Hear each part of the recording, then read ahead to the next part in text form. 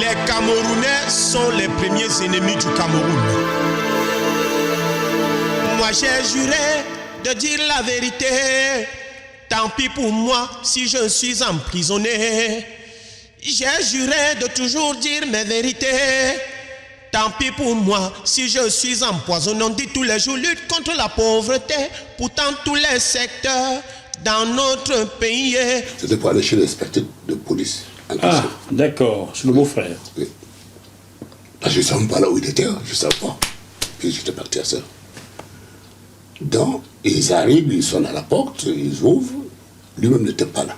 C'était ma soeur, puisque lui-même, il était envoyé à Biafra pour aller espionner à Biafra. Ah, au Nigeria. Au Nigeria. C'était pendant la guerre de Biafra, 68. 68, en effet.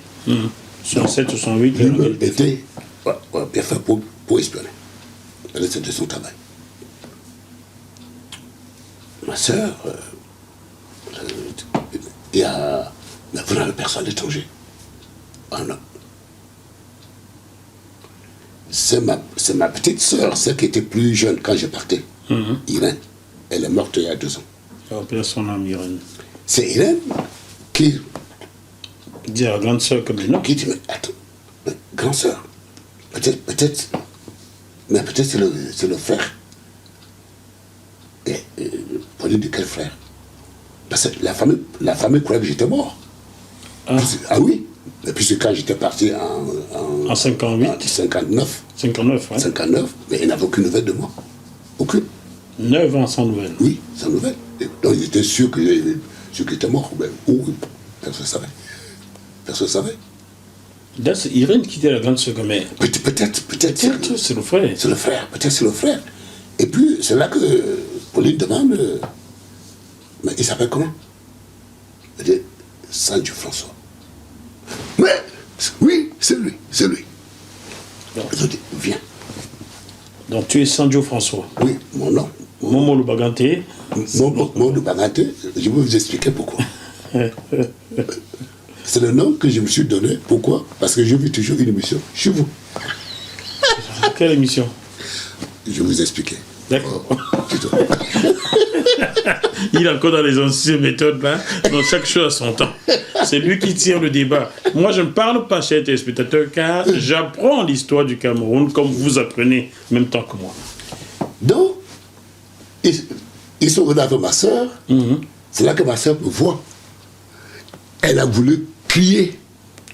Et puis, on a bouché là. C'est pas ici. Et on l'a amené à la maison. C'est comme ça que la sœur va alerter la famille. C'est comme ça que ma famille sera au courant que je suis là. Et vivant. Et vivant. Donc, 5e jour, j'ai dit, mais, dis donc, quelqu'un sur le cas. Ben, jusque-là, c'était un jeu, hein, parce que ce qui vient après, c'est là où on va voir votre Cameroun. Parce que vous ne le connaissez pas. J'ai hâte, et les téléspectateurs aussi ont hâte, parce que ça traîne trop là. Après, ma famille vient maintenant de Balanté, de tous les côtés, pour me rendre visite, tout ça. Mais pas dans la cellule où j'étais, hein, non. Parce que le 5e jour, qu'est-ce que j'ai fait? Donc, nous étions en cellule. J'ai simulé. Quoi? La mort. D'accord. Le médecin s'y connaît. On est tous là, voilà, on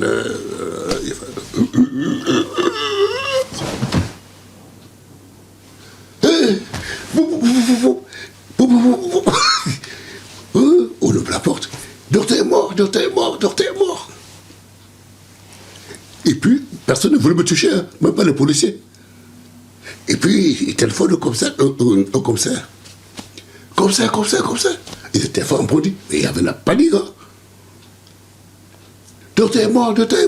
Tous sont venus. Personne n'osait me toucher pour lui dire, votre Cameroun. C'est là qu'on a fait venir un médecin. Quand le médecin est venu, j'ai regardé le médecin comme ça. Et il a commencé, lui aussi, pour me... Mon Dieu. notre pays, c'est une affaire. Il me tient comme ça. Mais c'est là que j'ai protesté. Je dis, mais hey, vous aimez ça ou quoi? C'est là, c'est à ce moment-là, il a compris. Vous n'étiez qu'à deux? Non, il y avait tout le monde. Tout le monde. Et y compris Mpondi. Et là, tu lui poses la question. Oui, parce qu'il me tenait comme ça. Donc tu n'es plus mort. Bah, parce que là, il me tenait comme ça. Parce qu'un médecin, mais ce n'est pas le rôle d'un médecin. Le médecin doit consulter quelqu'un, mais en tant qu'être humain. Mais tu ne tiens pas un être humain comme un animal. Bon. Et à ce moment-là, je dis, mais comment? Comment vous me tenez? Là, il a compris tout de suite en tant que médecin que je voulais le voir, que c'est lui que je voulais voir. Je voulais qu'un médecin vienne, n'importe lequel. Voilà. C'est en ce moment-là, il me regarde, il regarde les autres. Il dit, bon, vous voyez, c'est un médecin. Vous croyez que ce monsieur va rester ici avec ce qu'il est en train de vivre? Parce qu'à l'époque, au Cameroun, il n'y avait pas beaucoup de médecins qui sont tués. Il y avait très peu. Et donc, il dit, je ne sais pas pourquoi il est là. Mais je sais seulement ce qu'on dit quand on veut enfermer quelqu'un. Le mot qu'on utilise. Ben, je ne suis pas là pour le défendre. Ben, je vous dis, il est très malade. Il est très malade. S'il reste un jour ici, il va mourir. C'est à ce moment-là, le lendemain, ils m'ont dit, vous êtes libéré. Ah, j'ai dit, ah non. Ah non, non, non, non, non, non, non, non, vous m'avez empoisonné, vous me dites de partir. De partir où? Je parle aux Camerounais pour qu'ils comprennent que la résistance qu'ils sont dedans, ils ne doivent pas affaiblir. Parce que je suis là pour leur donner le courage. Je dis, mais comment? Écoutez bien là, vous m'avez empoisonné. Le médecin l'a dit hier soir. Vous voulez que je parte où? Me soyez où? Je dis non, écoutez. Donc, à un moment donné, j'ai accepté de sortir. Je suis allé chez ma soeur. Bon. J'allais chez ma soeur, ça là, la joie, bon, toute la famille venait, tout le monde venait, tout le monde venait, tout le monde venait. Donc voilà. C'est par ce biais aussi que j'avais rencontré bien, pour la première fois de ma vie. Il était aussi venu par là ou quoi? Mais en tant qu'ami de la famille. Il est venu chez ta soeur? Mais oui. D'accord. C'est comme ça que je connais bien. C'est pour ça que je peux dire que ce monsieur, je suis surpris. Au départ, il n'était pas tribaliste. Maintenant, vous avez compris, chers téléspectateurs. Donc, Momo Lubagante est sur sa grande sœur Pauline. Hein, c'est bien Pauline. Pauline. Et Paul Biya arrive rendre visite à la famille et vous faites connaissance là. Je vais vous surprendre beaucoup. Parce que ceux qui luttent ne sont pas toujours les gens qui sont les plus pauvres. Parce que les plus pauvres n'ont pas la force. Je vous dis à vous les Camerounais. Parce que les Camerounais croient toujours que les gens qui luttent sont les pauvres. Non. C'est question de conscience. Parfois, un petit grain de sable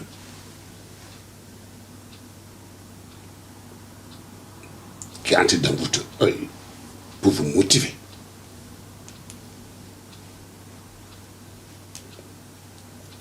Donc, chez Pauline, les mêmes maintenant ont téléphoné à son mari qui était à Biafra, que tu es en train de chercher le maquisa au Biafra, alors qu'il y a un chez toi installé. Les mêmes, ça veut dire... Les policiers. Les policiers. Mais oui, parce qu'il était inspecteur de police. Tu cherches des maquisards ou bien falloir qu'il y ait un chez toi installé. Bien installé. C'est comme ça qu'il est venu vite. Quand il est venu, il m'a trouvé chez lui, assis. Il me dit, mais... Parce qu'il m'appelait toujours papa. Alors que j'étais quand même. Papa. Je dis, papa, dis-moi la vérité. Est-ce que tu as tué? Je lui ai dit, j'ai tué. Ouais. J'étais pour faire mes études. J'ai pas vu ce que vous appelez le maquis. Jamais vu. J'ai jamais tenu un pistolet de ma vie. Jamais. Il fumait. 10 minutes, la question revenait. Dis-moi la vérité. Tu n'as jamais tué? Pour vous dire la peur. Même lui, l'inspecteur de police, il est habité par la peur. Là, ce que je vous dis là, c'était encore de l'amusement. De l'amusement.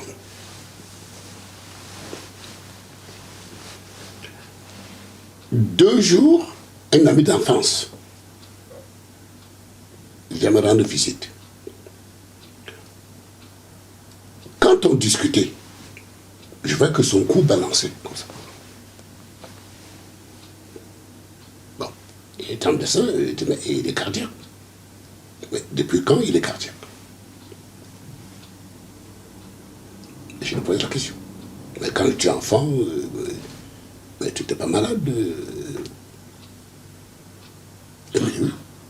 Mais depuis quand tu as le mal de cœur? Je dis non, je ne suis pas malade moi. Il me demande. Mais quand ils t'ont amené des doigts là, ils t'ont amené où? Je l'ai expliqué, je lui ai dit, mais il y a un gros bâtiment là en ville, il y a un grand banquier devant. Mais quoi, c'est à la PJ? Il dit oui. Exactement, c'est le nom.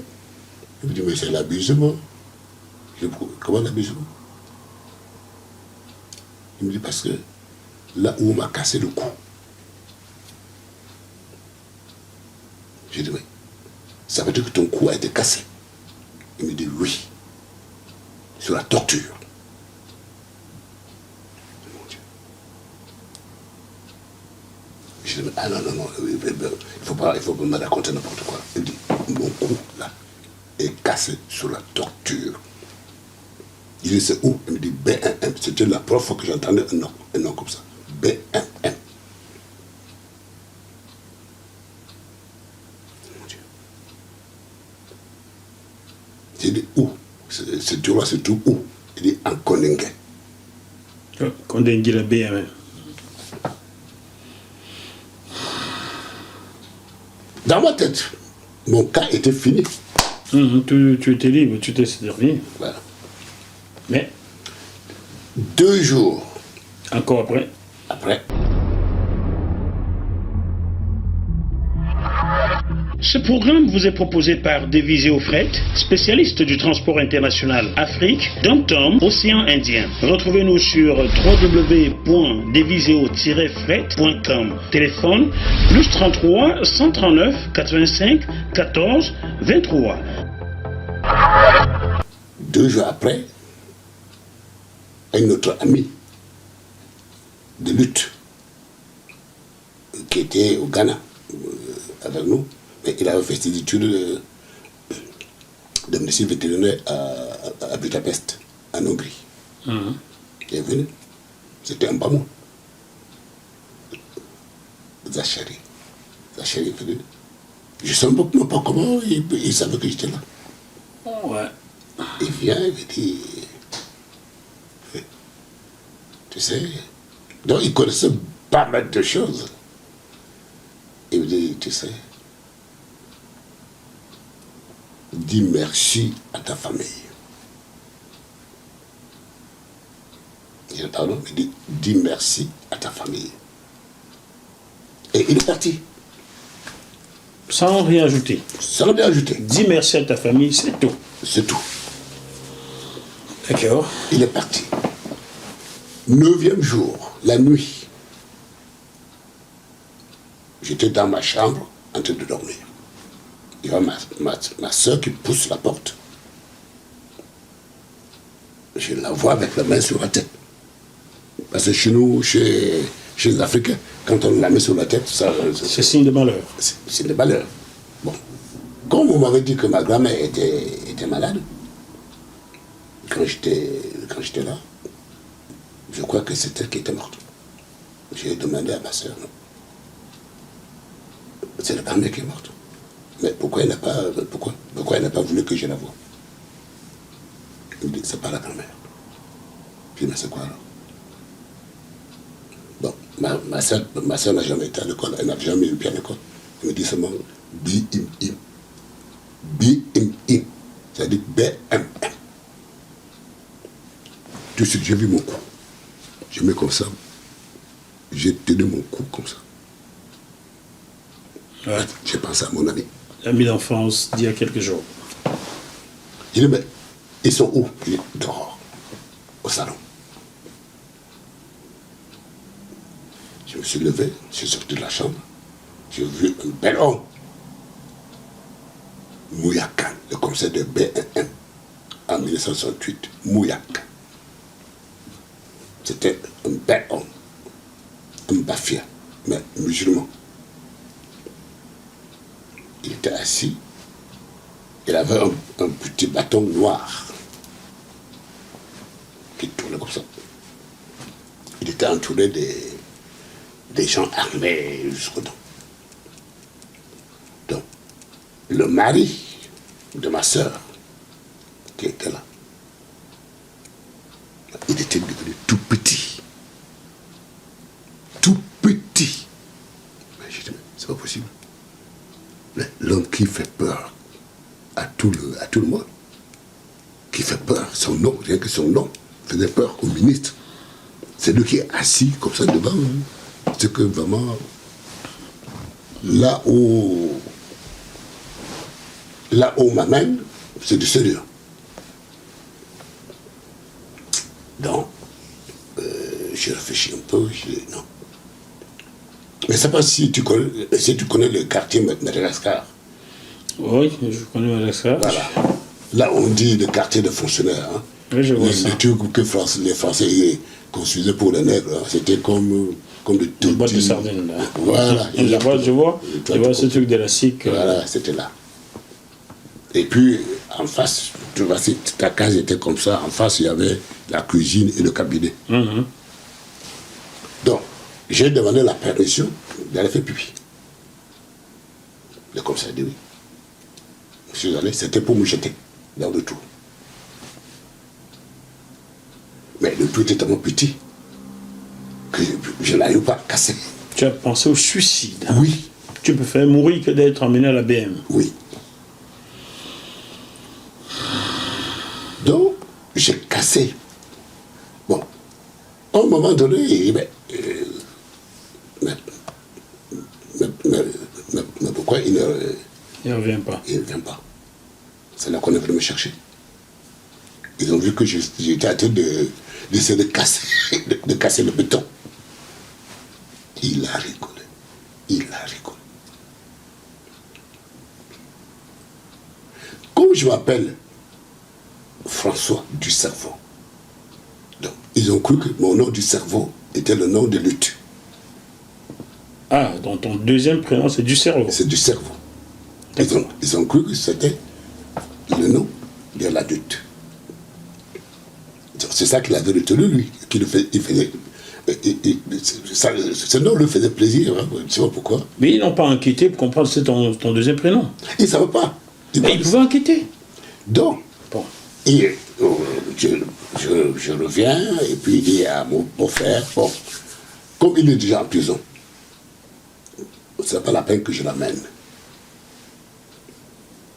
Comme il est déjà en prison, c'est pas la peine que je l'emmène. Oui, parce que j'étais chez mon beau-frère qui était inspecteur de police. Donc, c'est considéré comme étant en prison. Étant en prison. D'accord. Donc, puisque je pense que tu as bien compris la relation. Oui, C'est-à-dire que si je fuis, c'est lui qui paye. Il paye. Voilà. Donc tu as intérêt à... Voilà. C'est comme ça qu'il a dit à mon beau-frère, tu l'amènes à 8h pile. Il a dit oui. Et le matin, bon, d'abord, nous sommes restés comme ça, personne ne pouvait plus dormir, hein, et puis ma tête, ça tournait devant, ça tournait. Et le beau-frère qui fumait cigarette sur cigarette, je suppose. Alors, ce jour-là, cette nuit-là, il ne fumait plus. Ah bon? Ah non, non. Même lui, la peur l'a tétanisé. Ah oui, il ne fume plus. Mais pour te dire que votre pays, même, je ne sais pas, après 50 ans, si quelque chose a changé au niveau de la formation. Mais c'est lui qui pouvait me faire avoir à taper une clique à terre. Parce qu'il me dit, comme ça, il dit, là où je vais t'amener là, Dieu n'existe pas là-bas. Hein? Dieu n'existe pas là-bas. On m'a affecté là-bas 2 jours. J'avais donné ma démission. Mon Dieu. Si lui, le fonctionnaire de police, est affecté à quelque part et refuse d'y exercer tellement c'est dur, cela signifie que les prisonniers alors, pour les prisonniers, c'est... À 8h, on sort, il voit un taxi, il arrive le taxi, en Koningé. On nous conduit en Koningé, il arrive en Koningé, il me dépose et il s'en va. Le commissaire arrive, il me fait entrer dans son bureau, je vois tout le long du mur, des têtes. Des têtes, des vraies têtes? Des vraies têtes exposées. Des crânes, il n'y a plus de chair dessus, je suppose. Mon Dieu. Il y avait la chair là-dessus, vraiment, de comment on conserve ça, ça doit pourrir. Je suis venu là pour parler aux Camerounais. D'accord, je comprends. Des têtes. Toutes fraîches, donc on a coupé le séjour là alors? Je ne sais pas. Non, c'était en photo. Ah, en photo? Non, non, non, je non, comprends. non. C'était en photo. Oui, d'accord, là ça se comprend mieux. Il y avait la tête d'une vieille dame, peut-être de plus de 80 ans. Je regardais, je dis, mais qu'on ne va pas là.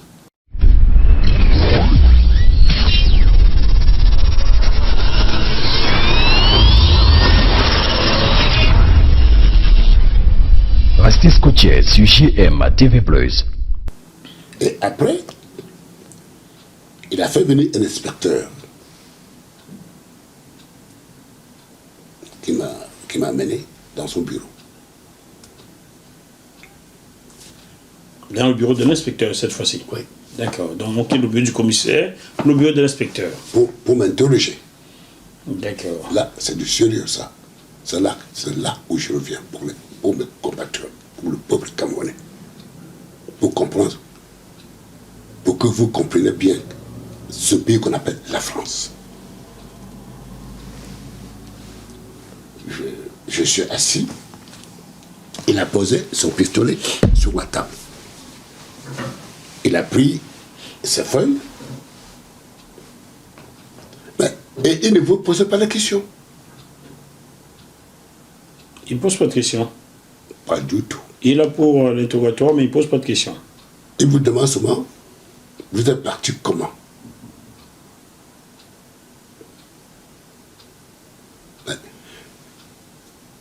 Dans ma tête, j'étais convaincu que j'étais un homme mort. J'étais convaincu que j'étais un homme mort. Donc, comme il avait posé son pistolet, dans ma tête, même si je n'avais jamais touché une arme de ma vie, l'esprit, l'idée qui me venait en tête, c'était prendre le pistolet, l'abattre et m'abattre. Mais, une autre idée me disait... Et si le pistolet n'était pas chargé? Ce n'est pas chargé. Ah. Parce que... Ça serait terrible. Parce qu'il ne peut pas mettre un truc chargé devant quelqu'un qui n'a plus rien à perdre. J'hésitais. Il pose des questions, je le regarde comme ça. Il pose des questions, je le regarde comme ça. Au bout de 2 heures, le commissaire est venu pour voir si ça avançait. Mais il ne parle pas. il l'a appelé à son bureau. Il a dit, mais il faudrait qu'ils comprennent que ici, Dieu n'existe pas. Parce que c'était même écrit dehors. Hein. Ici, Dieu n'existe pas. Pour ceux qui connaissaient BMM en 1968.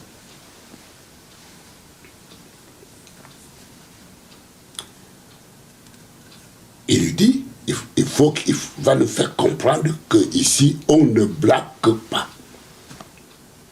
Il a même de la chance, lui. Le monsieur est entré, il m'a regardé. Ils sont allés chercher des filles qui étaient dans le sous-sol. C'était des filles de 15 ans, 17 ans, 18 ans, 19 ans, ou trop. Qui étaient elles aussi prisonnières. Attachées. Oh là. C'était plus des êtres humains. C'était vraiment des animaux. C'était des animaux.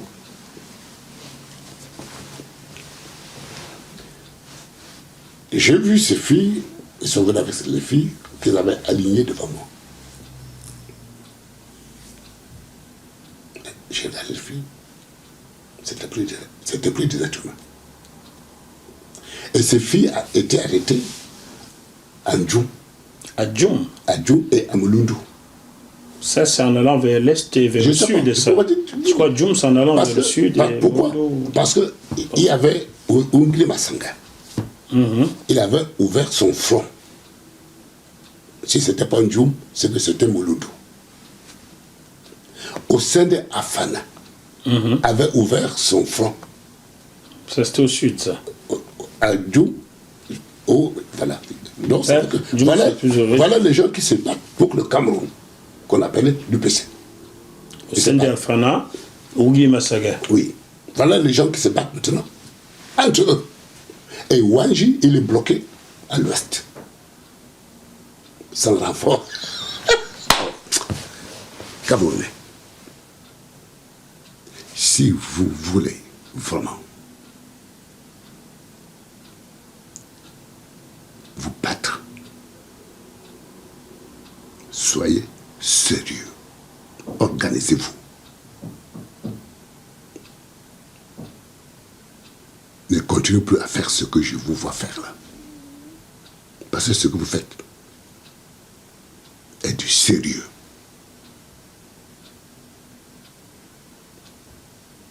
La vie est au bout de ce que vous faites. La mort est aussi au bout de ce que vous faites. Donc ces filles étaient arrêtées de ce côté-là. Elles étaient attachées.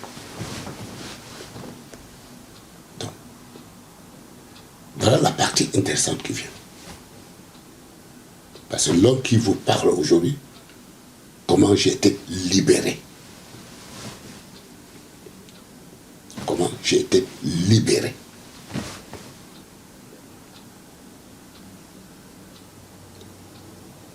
Et je regarde les filles. Je dis, mais c'est pas possible. Ce n'était plus des êtres humains. Je parle de filles, pas de garçons. Oui, les filles. Et une fille a commencé à parler sous ses chaînes. Je suis fier d'être combattante. Elle a dit cela, étant enchaînée. Mon Dieu. Je suis fier d'être combattante. Je suis fier de ce que je fais pour mon pays. Il y a un type ici qu'on appelle Amadou Aïdjo qui se dit président. Il a besoin de quoi, lui? Il a lutté où? En ce moment-là,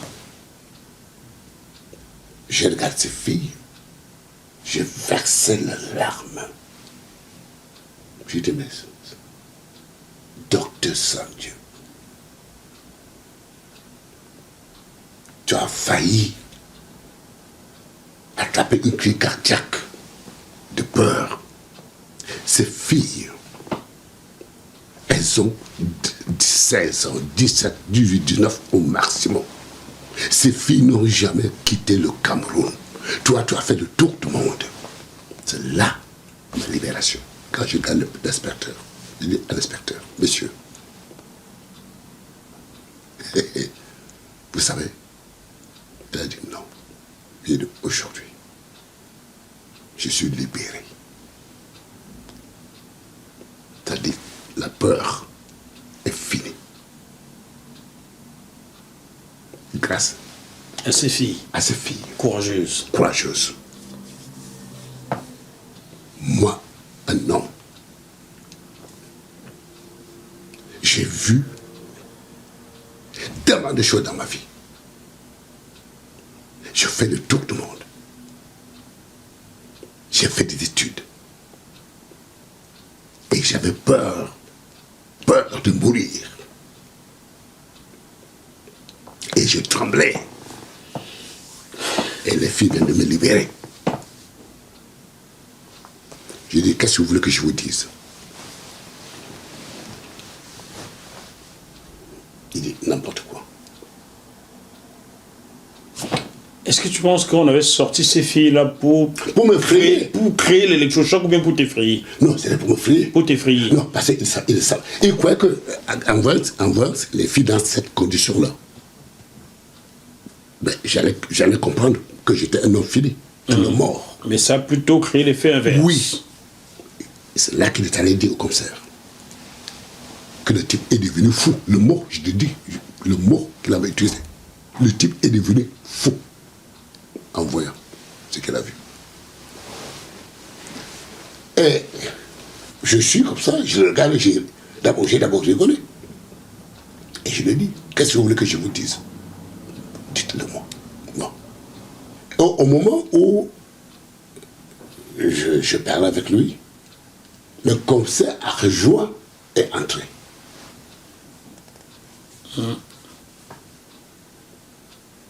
Il s'appelait Tualan, un Babliki, de Banganté, que je connaissais quand j'étais enfant, parce qu'il était enseignant à Banganté. Mais il venait à la maison. Il venait à la maison. Mais il n'était pas de ma famille. Quand il est entré, ben, j'étais tellement heureux, je lui ai dit, mais encore, alors que l'histoire de l'inspecteur à la PJ ne t'a pas servi. Mais pas du tout. Pas possible. Décidément alors. Mais comme ça, d'abord, je ne savais pas qu'il était comme ça. Je dis, mais bon, j'ai fait comme s'il m'avait enseigné. J'ai fait comme s'il m'avait enseigné. Je dis, mais mon maître. Il dit, mais d'abord, il a d'abord regardé la feuille. La feuille. Puisqu'il y avait 5 questions sur lesquelles on devait m'interroger. Et ils avaient écrit en bas, ne pas le torturer. Je n'ai jamais menti dans toute ma vie politique. Ne pas le torturer. Cette feuille venait d'où, à ton avis? De la présidence de la République. Donc, monsieur Amadou Ahidjo avait demandé qu'on ne te torture pas ou quoi? Fugivet. Jean Fauchivet. Jean Fugivet. C'est lui qui avait demandé ne pas le torturer. C'était Jean Fugivet. Parce que quand il a regardé d'abord la feuille, c'est quand il a vu ne pas le torturer, je crois que c'est quand il a vu ça qu'il était tranquille. Qui s'est permis de... C'était un pivoté, quoi. Voilà. Parce qu'avant, les pivotés, non. Et voilà. Ah.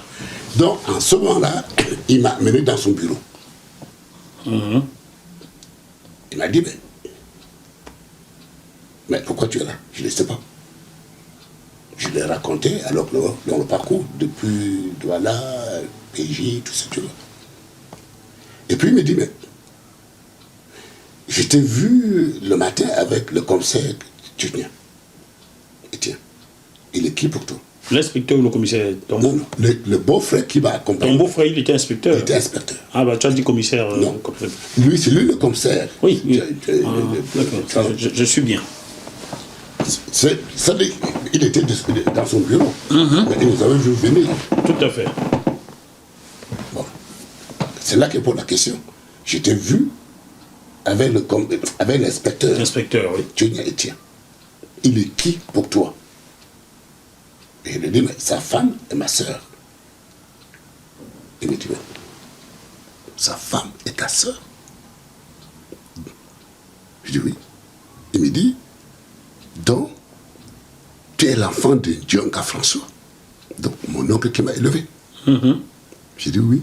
Il lui dit, mon Dieu, embrasse-moi mon petit, embrasse-moi mon petit.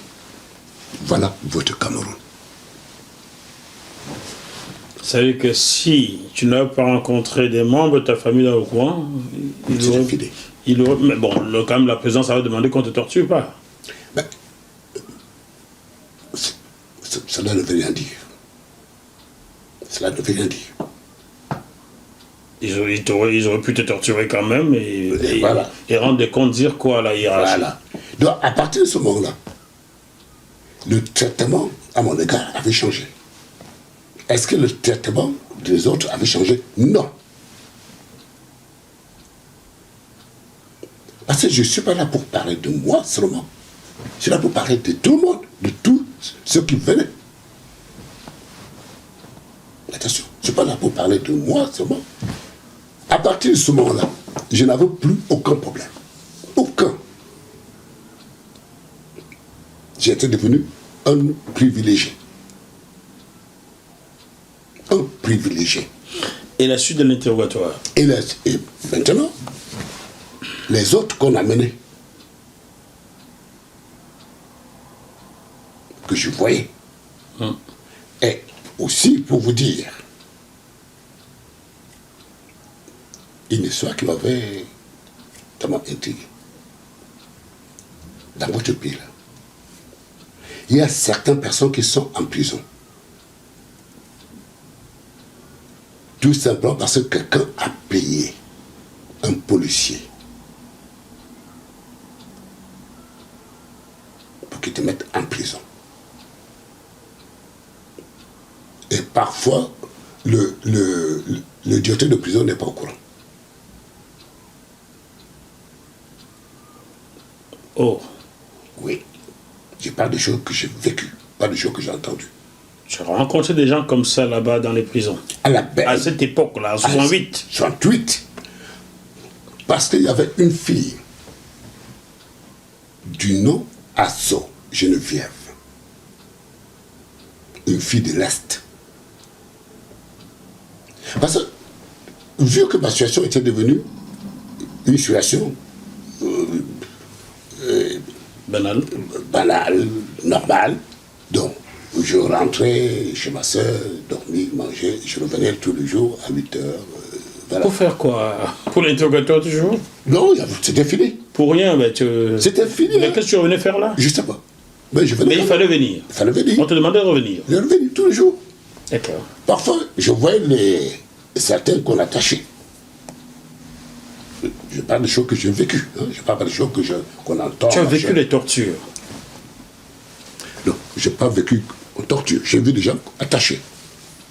J'étais à la salle d'attente comme des sacs de Macabo. Je ne peux pas vous dire là où on les a menés. D'accord, mais on les attachait. Oui. Est-ce qu'on les a menés pour tuer? Est-ce qu'on les a menés pour torturer? Je ne peux pas vous dire. Est-ce que certains d'entre eux revenaient et d'autres ne revenaient pas? Je ne sais pas. D'accord. Puis donc, cette fille, Asso Geneviève, elle était toujours assise sur le banc dans la salle d'attente. À un moment donné, elle disparaissait. Ça veut dire que, parce que quand le commissaire arrive, il va dans les cellules pour compter les détenus. Il fait appel. Il appelle ici. Donc, quand le commissaire va venir, on va te sortir. Toi qui es là innocemment. Parce que quelqu'un a payé. Ou bien parce qu'il t'a demandé quelque chose que tu n'as pas voulu donner. Et comme il a ce pouvoir de te nuire, il t'a pris, il t'a mis là. Donc, le matin, il te sort de la prison, il va te mettre dans la salle d'attente. Mais quand le commissaire vient, mais il ne sait pas pourquoi tu es là. Bon, il va faire son travail, il compte les prisonniers, et ici, il s'en va, et on te remet dans la salle. Dans la cellule. Dans la cellule. Donc, cette fille, cette Geneviève, elle était toujours assise. Tous les matins? Tout le matin. Et après, il disparaît. Mais, et comme j'étais toujours habillé comme je suis habillé là, toujours. Donc, dans l'esprit de la fille, je venais... Du sommet. Non, je venais de sommet, donc de la présidence. Donc, un matin, elle m'a salué. Elle me dit, elle m'explique son problème. J'ai 2 enfants à bas âge. De 3 ans, 1 an et demi. Ça fait 2 mois que je suis là. Je ne sais pas pourquoi. Je regarde la fille. 2 mois. Je dis oui. Tu ne sais pas ce que tu as fait? Il dit non.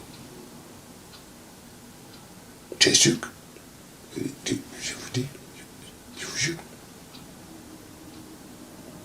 Il dit, le monsieur qui m'a amené là, il m'a vu en boîte. Il voulait que j'aille avec lui. Et je n'ai pas voulu. Je ne savais pas qu'il travaille ici. C'est comme ça qu'il m'a amené là.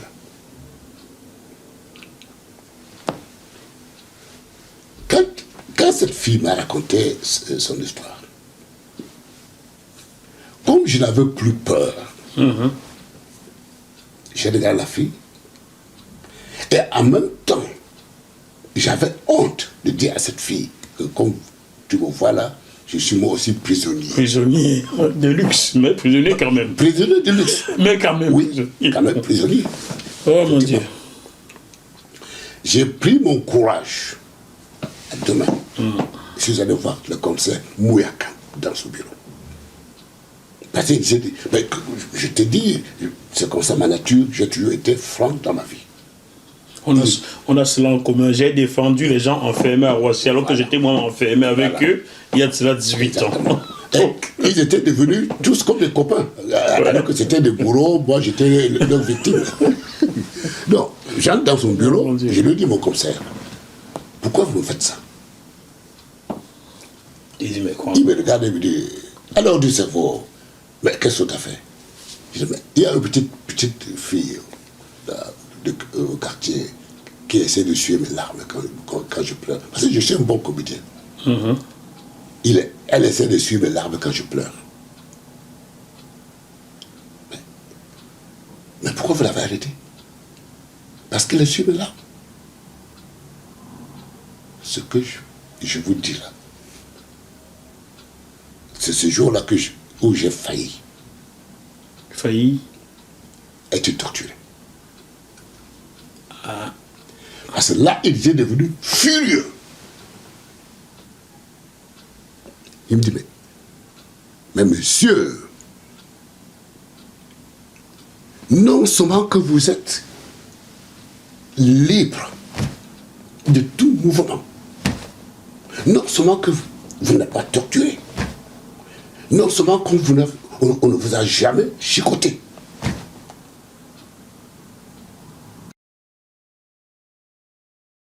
Merci à GMTV+. Continuez de donner la parole à ceux à qui on la refuse.